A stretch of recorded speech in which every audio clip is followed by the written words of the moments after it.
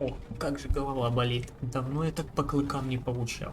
Ведь все так удачно начиналось. Мне удалось якобы случайно встретиться с Ульфриком, дать в глаз вот этому адскому конокраду, который попытался втихаря спереть мою лошадь, и устроиться было ним в конвой, завести с Ульфриком разговор о том, как обращаются с преступниками у нас в Арсиниуме, как вот этот болтун Ралов, которому доверили передовой дозор, прозевал имперскую засаду. Я получил по клыкам, моя лошадь теперь под имперцем, мой топор приватизировал кто-то из этих солдат.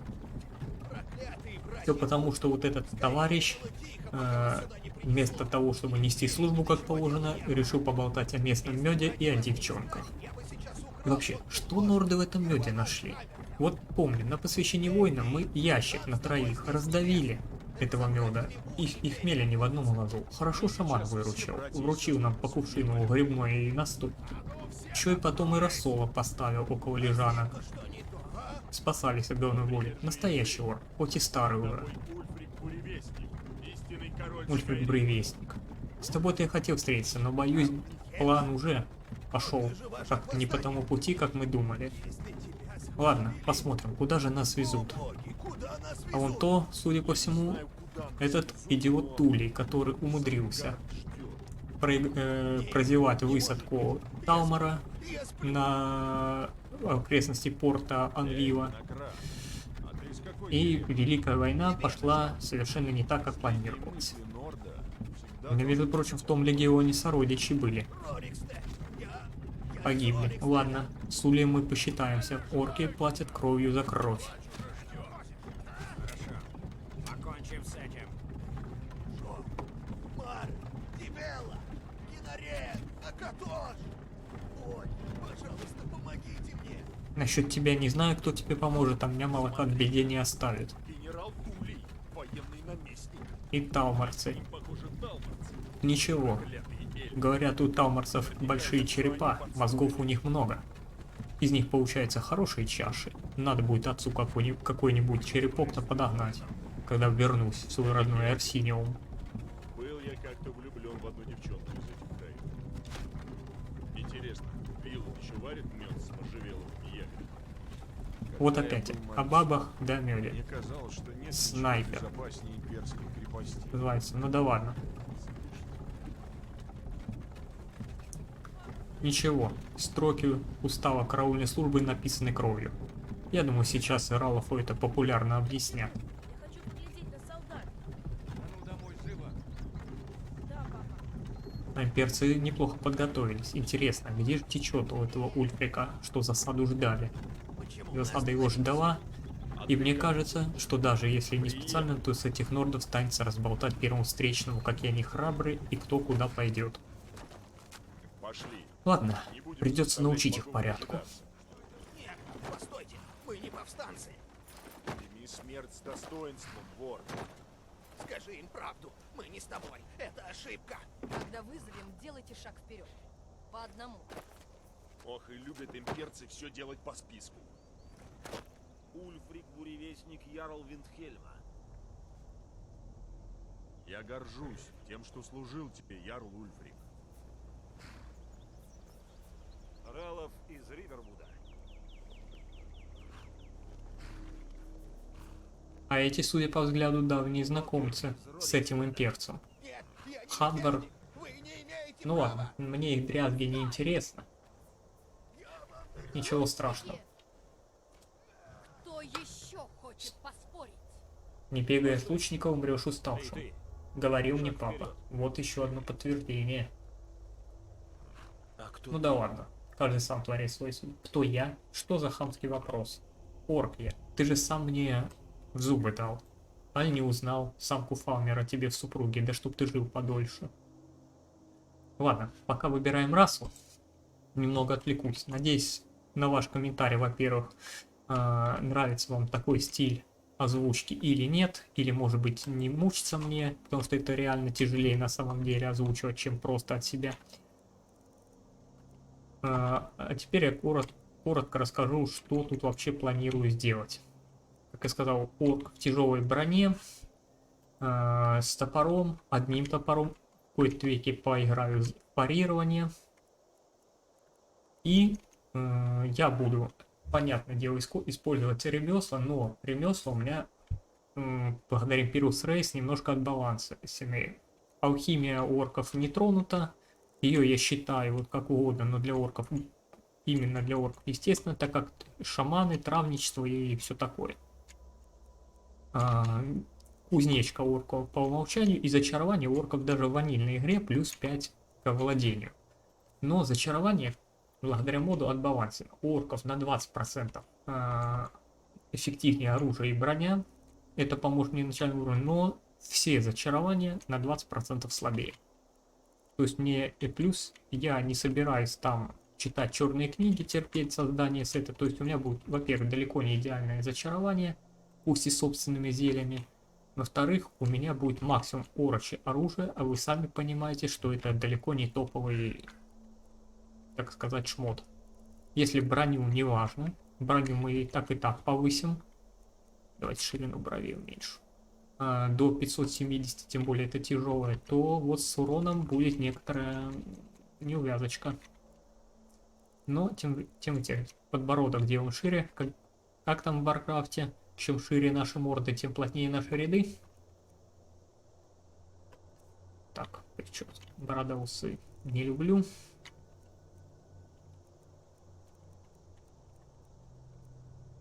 Что ж. Как в прологе вы могли посмотреть. Малок. Грамм у орков обычно свое имя. Гро — это у них приставка гро, это для мужчин. Малок — это, как правило, либо племенное, либо что-то типа фамилии. Одну минуту. Переключился с кириллицы на латиницу. Теперь можно сохранять. Ой, не то. На русском языке. Как тебя сюда занесло? Да и сейчас я тебе ответил свой план. Что с ним делать? В списке меня действительно нет. В бездну список. Давай его на плаху. Вот спасибо. Образец правосудия. Ну ничего, девочка, я тебя запомню. Мы Посчитаемся. вернем твои останки в Арсинию. Посмотрим, что скажет мой отец, король орков. Если ты думаешь, что у орков нет ассасинов, то очень ошибаешься. Так, пока сцена казни. Скрытность мы использовать для нанесения урона не будем, но если куда-то надо прокрасться, то я буду пользоваться этим навыком. Но, как вы понимаете, никакого урона из скрытности. Что еще? У нас, понятно, не будет фаст-тревела, как обычно. Торговать мы будем, наверное, всем, кроме собственноручно созданных зелий и магических шмоток, иначе это перебор. То есть кузнечкой можно торговать. По воровству. Ну, воровство, Генерал Тулей. в принципе, возможно, но понятное дело, что ни гильдии воров вы здесь не увидите. Оркам это не по нутру, ни тем более массовых зачисток городов. Ибо вы, как скажете, Что ж, храбрости у нордов есть, мозгов у них маловато, увы и ах. И верности маловато. Хотя насчет силы тоже поспорить можно, ведь, согласно лору, у изгоев уже 30 лет, они, изгои им оказывают 30 лет сопротивления, задавить это сопротивление не могут эти норды, хотя вроде бы отважны и умелы. Это говорит о том, что организации у них никакой. И умер без И тактики. Да, 1 на 1 я верю, что норды спокойно могут сражаться. При хорошем командире тоже, но с командиром у них, похоже, проблемы. Иди к плахе. Согласно истории, Маданах, который сидит сейчас в тюрьме Сидна, вообще-то одно время даже вел переговоры с империей, чтобы признали пределы отдельной провинции самостоятельно, обещал империи верность. Но, увы. Так, что, встречаем Алдуина. часовые. Ух ты, какая ящерица крылатая. А какая у нее шкура, вы гляньте, это же если добыть вещмешки всему племени, пошить могут. И орет. Я вот, кстати, тоже как-то по пьяни могу так орать. Люди шарахаются, с ног вроде сбиваются. Но то по пьяни. И уж тем более, что ору, не понимаю. Может, с ящеркой побеседовать удастся, объяснить, что это вообще за слова. Надо бы поучиться у нее. Как-то я не умею.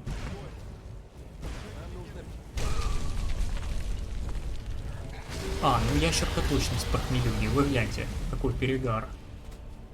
Да-да-да, я по пьяни орать умею и ящерка. Все понятно. Это ж сколько ж на такую тушу веда надо. Или вина. А сушняк дело такое. Любой закричит. Совсем у бедняги трубы горят. Да не убивайте вы ее, выпить десяток бочонков выпивки и поставьте, авось и улетит. Ну да ладно. Разбирайтесь с ней сами, а мы побежали.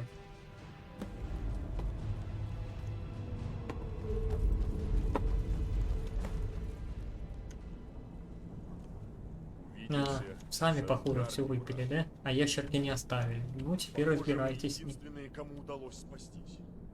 Это был дракон, никаких сомнений. Прямо как в детских сказках и легендах. Драконы — предвестники конца. Ну, сказки. Я тебе тоже урочек Надо сказок уходить. могу Иди рассказать. сюда. Посмотрим, не Да смогу ли только я ты не разрезать. поверишь. Конец времен, конец времен. Ну вот, можешь взять вещи Гуннера, они ему больше не понадобятся. Что у нас тут есть? Топор. Эх, где ж мой орочий зазубрин? Ну ладно, этот тоже вроде хоть и железо, но череп проломить должен суметь. Ладно, надеюсь, скоро нам получится испытать его на чем-нибудь черепе. А доспехи эти я надевать не буду. Легкие доспехи, орку не к лицу. Мне железные подогнали. С этой стороны не открыть.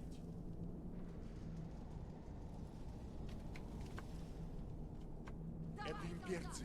Прячемся. Ага, Открыть ворота. какой-то голосок знакомый. Капитан. Ну, сейчас мы рассчитаемся. Маленько отвлекусь. Тут способности орков, понятное дело, изменены. Благодаря моду. Во-первых, у нас совсем мало маны, но мана нам вообще не нужна. Магией мы пользуемся только в квестовых ситуациях. Ну, например, такое как квестовое вступление в коллегию Винтерхолда. По основной линейке, напомню, это придется сделать. Запас силы отлично апнут. Здоровье плюс 5 апнуто. Но самое главное, пересмотрены параметры. Мана восстанавливается медленно, не помню насколько. Запас сил чуть-чуть быстрее, а вот здоровье восстанавливается от ванильного 0,7% в секунду. Здесь 1% у орков. Это по сути в 1,5 раза сильнее, эффективнее восстановить здоровье.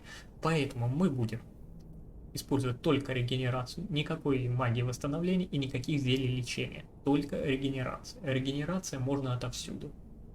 Еще можно использовать еду, да. Теперь здесь, вот как я говорил, оружие, броня, видите, на 20% сильнее, но зачарование слабее. Я считаю это справедливо абсолютно, и мне упростит жизнь, потому что 20% сильнее оружия, броня мне как раз на низкие уровни и нужно. Потому что зачарование у меня все равно не будет на низких уровнях толкового. Кровожадность.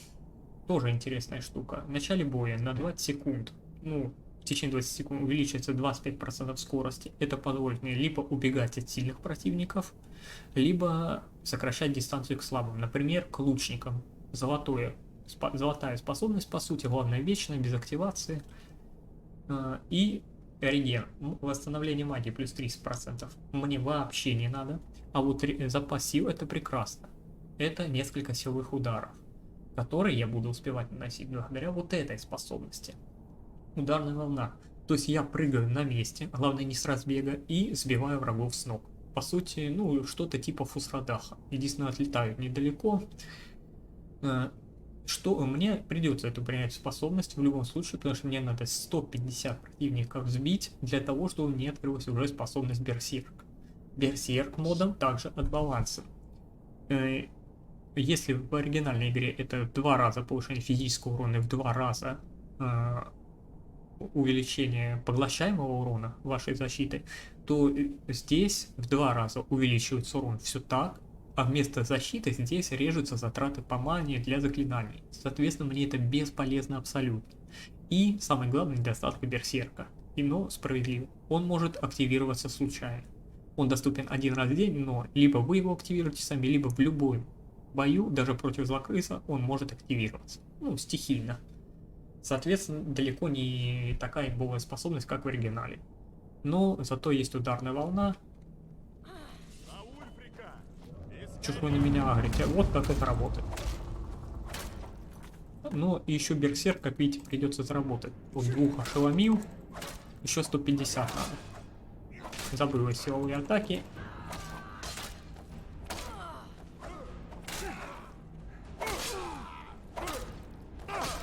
Не любит меня капитан, вы гляньте, все. Будь осторожен. Что ты делаешь? Пора кончать.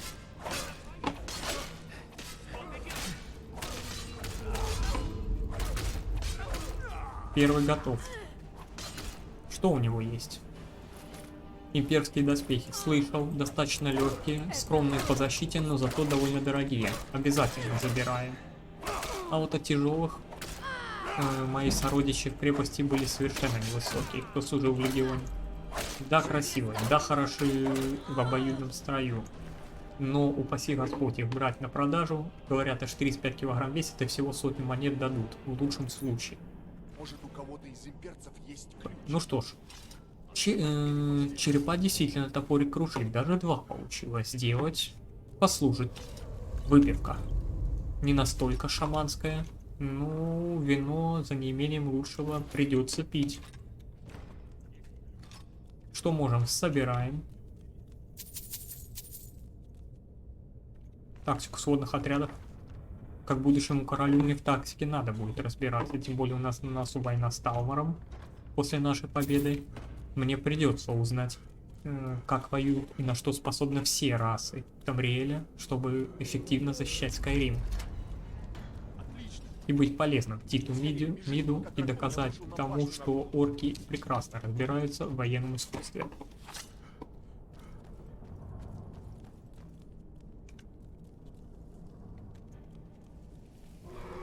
Братья Бури или имперцы увидеть не успел, дракон потолок обрушил. Ну, бывает, я вот тоже бывало. Наспор как-то. Ну, конечно, после пару бутылок Проклятый дракон! настойки Как не уймется? случайно стенку дома проломил. Дом, конечно, был ветхий, но пришлось останавливать как надо. Тимури, взять их! А ну упади. А вот тебе по хребту, да по почкам.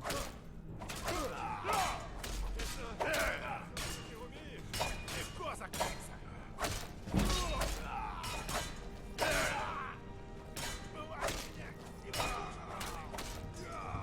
Опять тяжелая броня, бесполезно.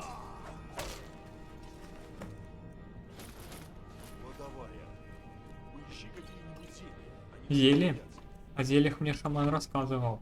Это глупость, говорят, что какие-то там норды не любят зелий. Зельем нам шаман и травмы лечил после тренировок, и воинов опытных пользовал после их набегов. И рассказывал нам, как заставить врага пальцем пошевелить, не в состоянии оказаться. Но это если умеючи. Благо мне, как сыну вождя, пришлось немного учиться. Готово? Корзинами пусть женщины занимаются, нам не по чину.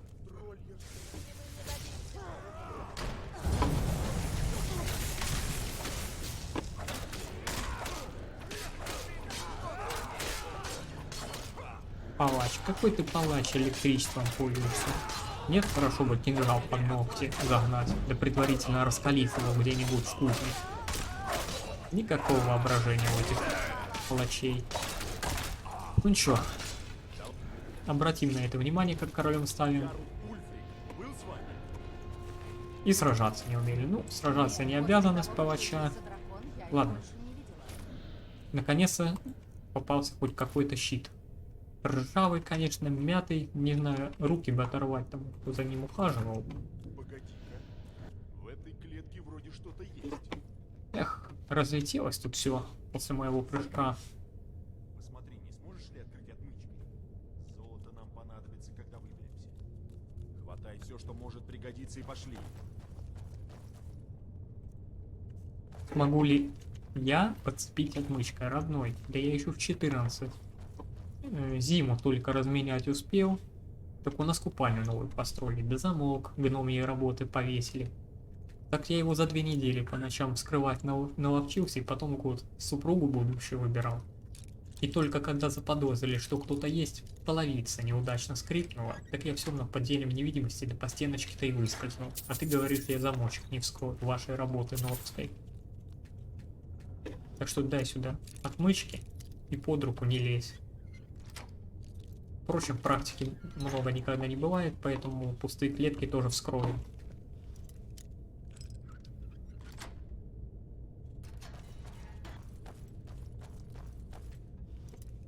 Еще один несчастный вымер с кошельком.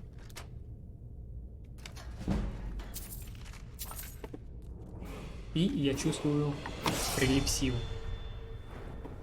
Тоже нам очень нужны хп. Поэтому повышать будем здесь одноручку, а здесь хп. Почему? 1% в секунду вне боя восстанавливается. В бою, понятно, восстанавливает процентов на 30-40 медленнее. То есть 1,15 хелспоинта в секунду у нас в мирной обстановке. Это прилично. И чем больше, соответственно, от 200 хп будет уже 2% в секунду. Нам надо максимально раскачать. Был приказ дождаться генерала Туллия. Я не хочу, Шевелитесь быстрее. отходить надо. Вон, имперцы и то правду говорят.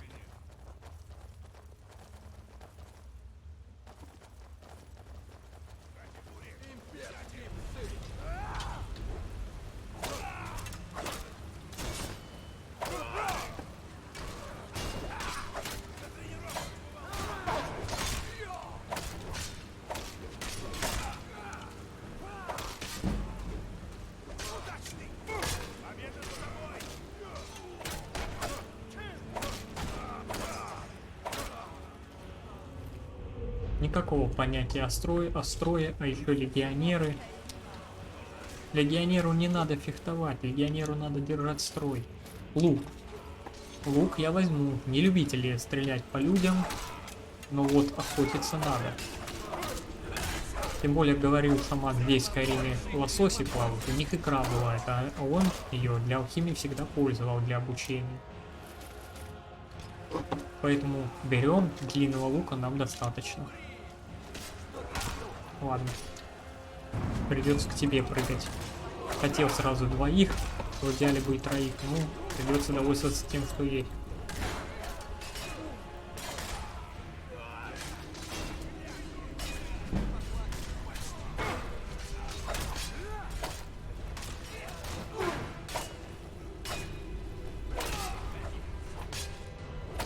Ну-ну. Вот так-то. Да тебя никто не спрашивает. Выжили. Проверим, все ли чисто. Я останусь на Попутно надо.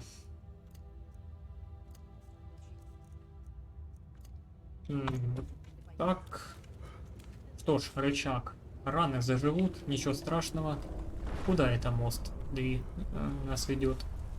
Уж не знаю, но подальше. Зараза, хорошо он меня мечом полоснул, а? Хорошо, что на мне все как на собаке заживает. А тут немало нордов смерть приняла. И что им тут было как медом намазано?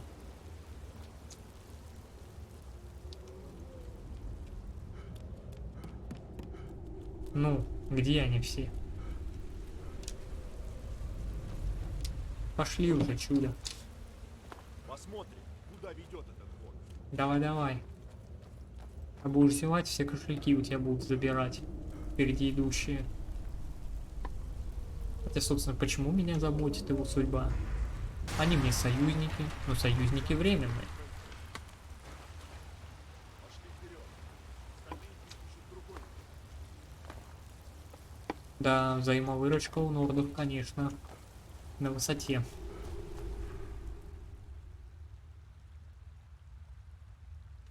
То ли дело у нас у орков. Из племени никого бросить на поле боя нельзя. Все должны лечь, но сородича принести. А если нет, молока так разгневается, что мало не покажется. И уж тем более бегают быстрее, чем вот эти ноты. И соображают. А еще орков тупыми называют. Там тупик. Думаю... А я не попробуем знал. тут.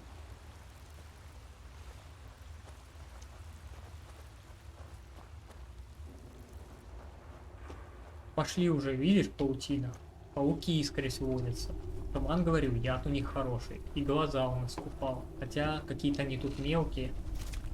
Будут ли у них тут глаза? Но яйца в вкладках быть должны по-любому.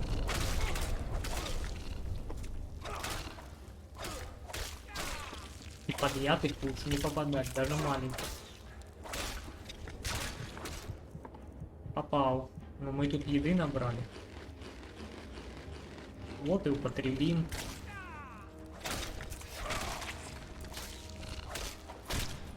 То-то. Ненавижу этих тварей. У них слишком много глаз. Слишком много глаз, пауков не бывает. У нас хайроки. По монете за каждый давали. Ты мимо пробежал. Не знаешь ты, что такое экономия? Или родственники кормились малолетства, а я с 10 лет на охоте по горам скакал. То за козами дикими, то за пауками, то еще за кем хуже. Тут нам лучше держаться вместе. Что, боишься? То-то.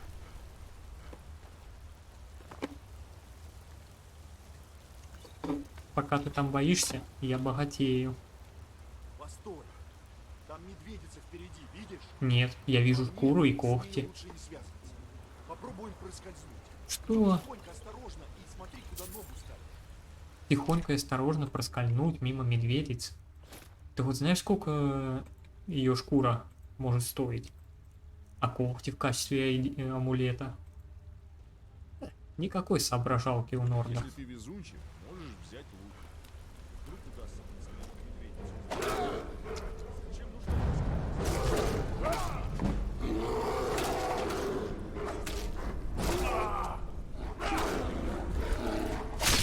Вот и все.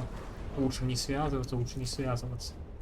Стрелу твою я тебе не отдам, когти заберу.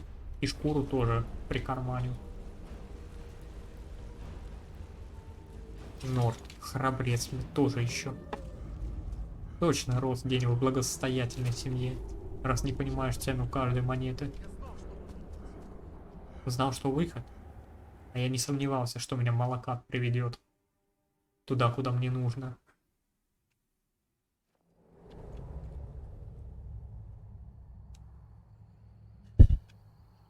Ладно, ребят, на этом я серию завершу. До логического конца дошли. Если вам понравился такой стиль озвучки, просьба написать комментарий. Повторюсь, также будет очень приятно и очень сильно замотивировать на более быстрый выход следующий. Лайк, подписка или комментарий. До новых встреч и спасибо за просмотр.